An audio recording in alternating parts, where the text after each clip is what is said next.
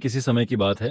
एक छोटे से गांव के किनारे हरे भरे जंगल के बीचों बीच एक रहस्यमयी कलम की चर्चा होती थी। यह कोई साधारण कलम नहीं थी। सुनहरी रंग की वह कलम चमकती थी और उस पर सुंदर नक्काशीदार डिजाइन बनी हुई थी। इसे जादुई कलम कहा जाता था। कहा जाता था कि जो कोई भी इस कलम से अपनी ख्वाहिश लिखेगा, उसकी वह ख्वाहिश पूरी हो जाएगी।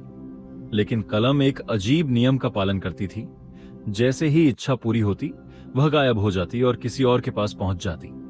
एक गरीब किसान ने इस कलम से लिखा, मेरे खेत में इतनी फसल हो जाए कि मैं और मेरा परिवार कभी भूखा न रहें।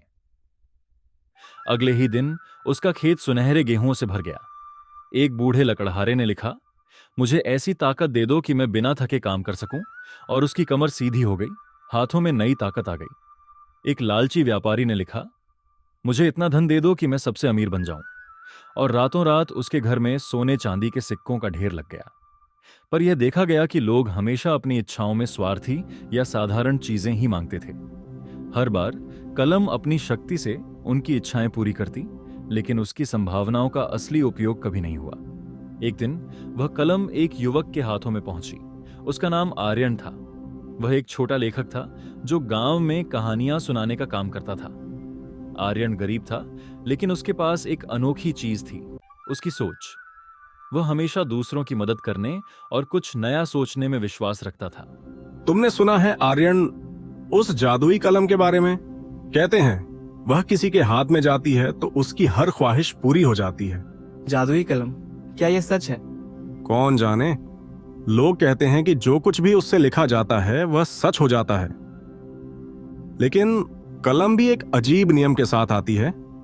जैसे ही ख्वाहिश पूरी होती है, कलम गायब हो जाती है और किसी दूसरे के पास पहुंच जाती है। कई दिन बाद आर्यन को वह कलम मिलती है। वह इसे देखता है हल्की सी चमक के साथ और फिर सोचता है, यह कलम बहुत ताकतवर है, लेकिन क्या मुझे इसे अपनी ख्वाहिशों के लिए इस्तेमाल करना चाहिए?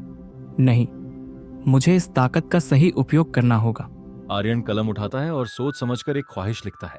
मेरे गांव के सभी बच्चों को मुफ्त में पढ़ाई करने का अवसर मिले। अगली सुबह गांव के किनारे एक बड़ा स्कूल बन गया। वहां के शिक्षक हर बच्चे को मुफ्त में पढ़ाने लगे। यह देखकर गांव वाले बहुत खुश हुए। तुमने तो कमाल कर दिया आर्यन, अब हमारे बच्चों का भविष्य बदल जाएगा।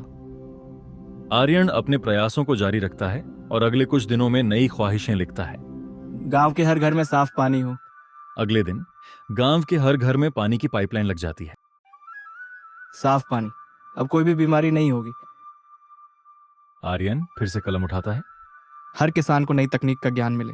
अगले दिन किसानों के पास उन्नत कृषि तकनीकें आ जाती हैं। वाह आर्यन, तूने तो कमाल ही कर दिया। अब हमारे गांव में कोई किसान भूख और गरीबी से नहीं मरेगा। कलम की शक्ति देख कुछ लोग ईर्ष्या करने लगे।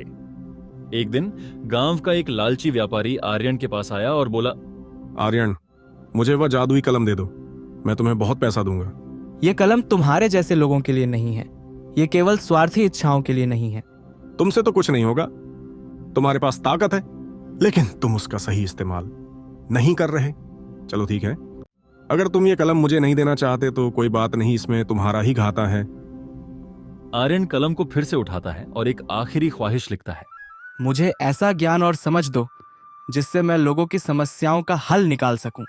जैसे ही वह लिखता है, आर्यन के भीतर एक अद्भुत ज्ञान का संचार होता है। उसे हर क्षेत्र का ज्ञान हो जाता है। अब मैं सभी समस्याओं का समाधान जानता हूं। आर्यन अब गांव के लिए काम करने में जुट जाता है।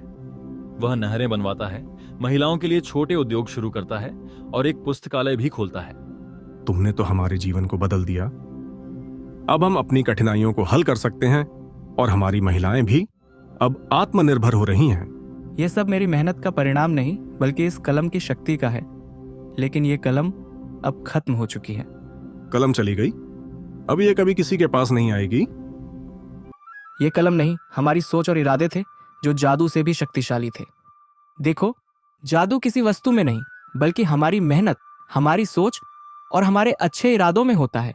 यही असली शक्ति है। सच में आर्यन, तुमने हमें सिखाया है कि जब सोच रचनात्मक और नेक हो तो कुछ भी संभव है। जादुई कलम ने ऐसा उपयोग पहले कभी नहीं देखा था। आर्यन ने न केवल अपनी बल्कि पूरे गांव और समाज की भलाई के लिए इसे उपयोग किया। यह देखकर जादुई कलम ने खुद को पूरी तरह समाप्त कर लिया। अब वह कलम कभी किसी के पास नहीं पहुंची। लेकिन आर्यन ने जो उदाहरण प्रस्तुत किया, उसने लोगों को यह सिखाया कि जादू किसी वस्तु में नहीं, बल्कि हमारी सोच, हमारे कार्यों और हमारे इरादों में होता है। नमस्ते दोस्तों, अगर आपको हमारी कहानियाँ पसंद आई हो और आप चाहते हैं कि हम आपके लिए और भी ज़्यादा ऐसे शिक्षा से भरी कहानियाँ लाएं, तो यह ज़रूरी है कि आप हमारे चैनल को लाइक और सब्सक्राइब करें।